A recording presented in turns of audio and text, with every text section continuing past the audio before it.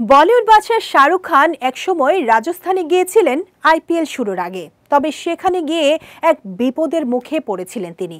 রাজস্থানের আজমির শরীফ দরগায় জুমার নামাজ আদায় করতে গিয়ে বিপাকে পড়েন নায়ক। দিনটি ছিল শুক্রবার, আর তখনই দরগায় এক বিশাল ভিড় জমে যায়, যা পরিস্থিতি নিয়ন্ত্রণের বাইরে চলে যায়।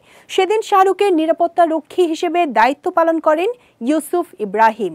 সম্প্রতি তিনি ভারতীয় একটি সংবাদ মাধ্যমে সেদিনের অভিজ্ঞতা শেয়ার করেছেন। ইউসুফ জানান, আজমির শরীফে শাহরুখ স্যার আসার খবরে সেখানে বিশাল জনস্রোত তৈরি হয়।